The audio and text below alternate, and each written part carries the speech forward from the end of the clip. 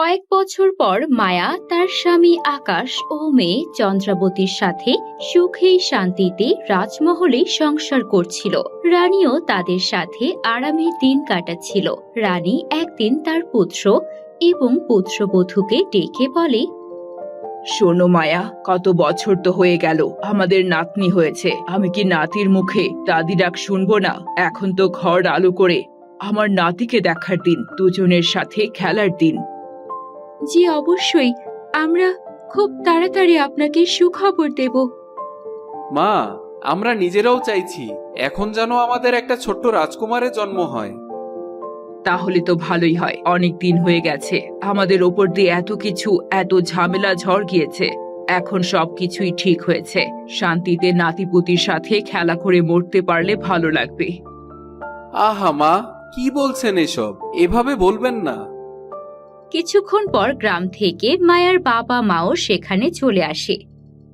আরে মায়া, মা আমার আজকে তোরে দেখবার জন্য অনেক মনটা পুরাইতাছিল। এই জন্য আজকে আর দেরি না কইরা সকাল সকাল চলে আসলাম। ভালো আছস তো মা? রাজকুমার, আপনি ভালো আছেন? খুব ভালো করেছো মা, তোমরা চলে এসেছো। আমারও খুব ইচ্ছে করছিল তোমাকে আর বাবাকে দেখতে। আর আমরা তো ভালোই আছি। যাক, ভালো কথা। তা রানী সাহেবা, আপনি ভালো আছেন তো? কিছু না বইলাই চলে আসলাম।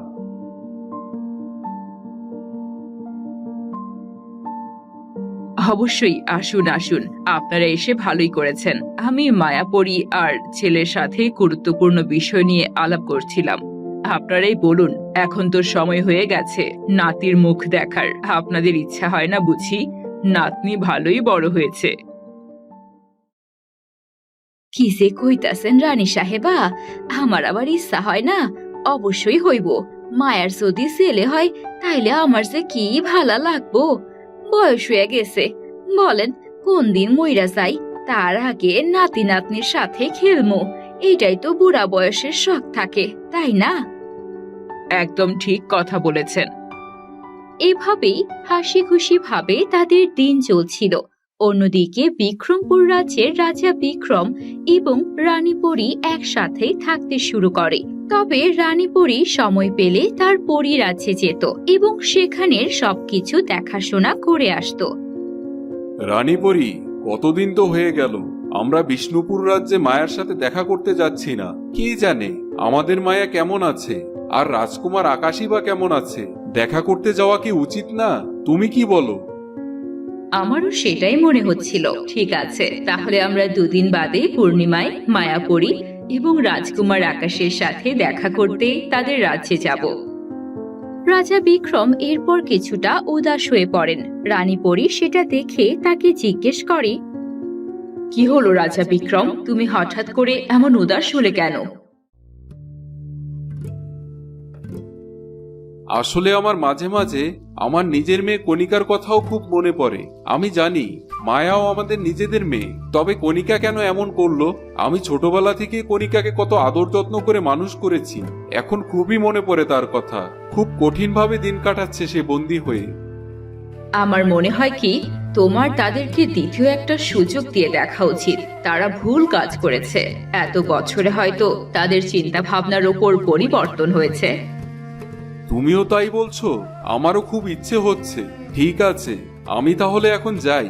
এখনই গিয়ে আমি আমার কণিকা মেয়ের সাথে দেখা করে আসি। তবে আমি রানী বিথিকাকে কোনোভাবেই মাফ করতে পারবো না। সেই একমাত্র দায়ী আমার মেয়েকে এমন ভাবে তৈরি করার জন্য। তোমার যা ভালো মনে হয় তুমি করো। এখন তাহলে আমি ঘুমোতে চললাম।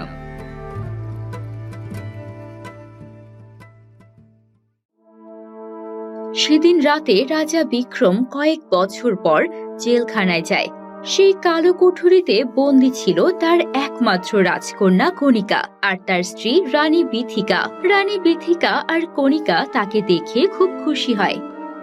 তুমি এসেছো, আমি জানতাম তুমি ঠিকই আসবে। আমাদেরকে ছেড়ে তুমি থাকতেই পারবে না। আমরা ভুল করেছি, আমাদের ক্ষমা করে দাও। আমি তোমার সাথে কথা বলতে আসিনি। আমি এসেছি আমার রাজকন্যা কণিকার সাথে কথা বলতে।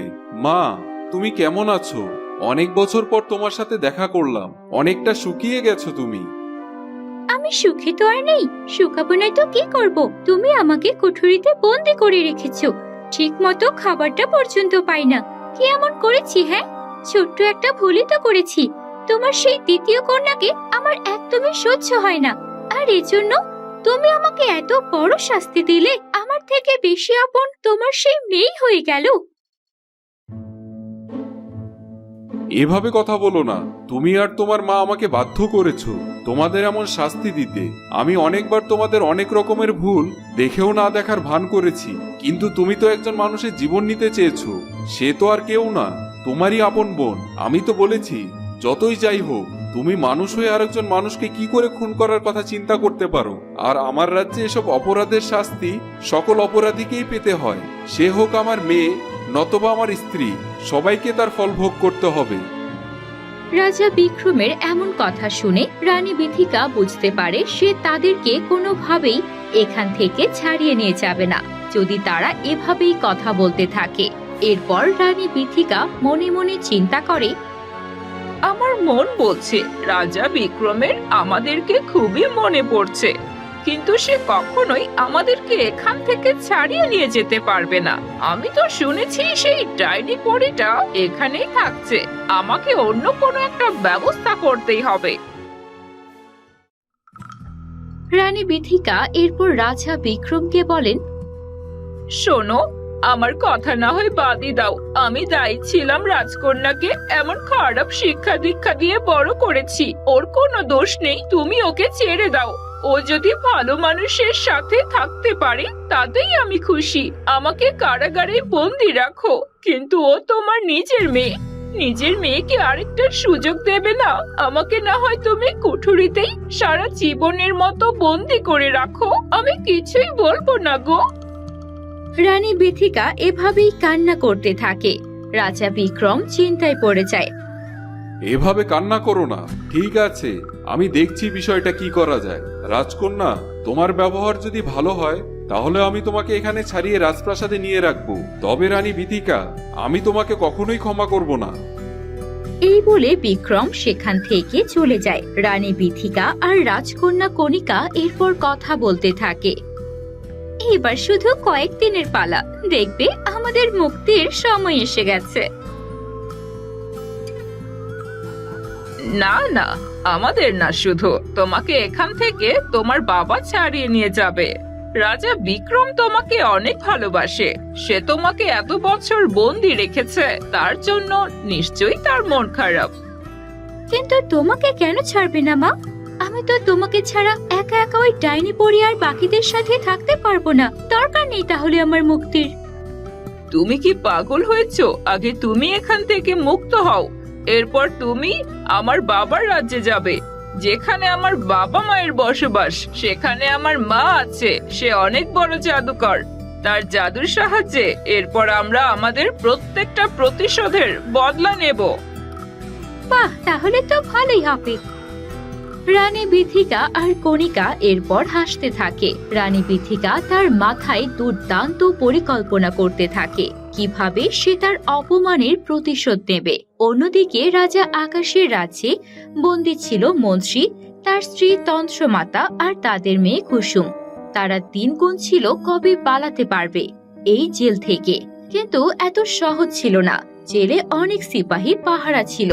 মন্ত্রী তন্ত্রমাতাকে বলতে লাগলো, এত বছর হয়ে গেল, তুমি এখনো তোমার জাদু ব্যবহার করে কোনো উপায়ও বের করতে পারলে না এই জেলখানা থেকে বের হওয়ার। আর কতদিন আমাদের এখানে বন্দি থাকতে হবে? আর তোমাকে তো আমি রাজা বানিয়ে দিয়েছিলাম, এরপর তুমি নিজের রাজত্ব নিজের কাছেও রাখতে পারলে না। সেটার মধ্যে আমাকে টানছো কেন? তুমি নিজেও তো অকেজো কাজ করেছো। এজন্যই আমাদের সবাইকে এখানে এখন পস্তাতে হচ্ছে। এভাবেই তন্ত্রমাতা আর তার স্বামী মন্ত্রী কিছু ছোট ছোট কথা নিয়ে নিজেদের মধ্যে দোষারোপ করতে থাকে। কুসুম এসব দেখে বিরক্ত হয়ে যায়। সে তাদেরকে থামিয়ে বলে, হয়েছে, অনেক হয়েছে। এসব ছোট ছোট জিনিস নিয়ে আমরা নিজেদের মধ্যে তর্ক করলে হবে না। যেভাবেই হোক আমাদের এখান থেকে বের হতে হবে। সিপাহীরা তো আমাদের কথা শুনছেই না। তারা কখনোই আমাদের কথা শুনবে না। যখন রাজা ছিলাম তখন আলাদা কথা ছিল, এখন তো দোষী মন্ত্রী। আমার উচিত ছিল কয়েকটা সিপাহী নিজের জন্য কিনে রাখা, কেন যে এমনটা করতে পারলাম না। আমি সিপাহীদের জাদু করে এখানে বশ করতে পারবো, কিন্তু তুমি তাদেরকে দিয়ে কাজ কি করে করাবে? তোমার কাছে কোনো সোনাদানা পয়সা আছে? পয়সা ছাড়া তো কোনো সিপাহী কাজ করতে চাইবে না। আরে মা, তুমি যদি কোনো সিপাহীকে নিজের বশে করতে পারো তাহলে সোনা দানা পয়সার কেন প্রয়োজন হবে? আমি কিছু সময়ের জন্য কোনো সিপাহীকে বশ করতে পারবো, কিন্তু বেশি সময়ের জন্য না। আর আমাদের এই জেলখানা থেকে পালাতে হলেও অনেকটা সময়ের প্রয়োজন। আগে জেলখানা থেকে পালাতে হবে, তারপর রাজপ্রাসাদের উপরে যেতে হবে, আবার সেখানে থেকেও তো রাজ্য ছেড়ে পালাতে হবে। এটা অত সহজ হবে না। আরে বাদ দাও তো কুসুম, তোমার মা আসলেই কিছু করতে পারবে না, আমাদের এখানেই পচে পচে মরতে হবে। তো বন্ধুরা, এরপর কি হতে চলেছে? মায়া আর আকাশের জীবনে কি আবারও এত বছর পর নতুন করে শুরু হতে যাচ্ছে কোনো ষড়যন্ত্র, নাকি তারা সব ষড়যন্ত্র রুখে নিজেদের সংসার জীবন ভালো করে সুখে শান্তিতে কাটাতে পারবে? জানতে হলে দেখুন আমাদের মায়াকন্যার পরের পর্ব।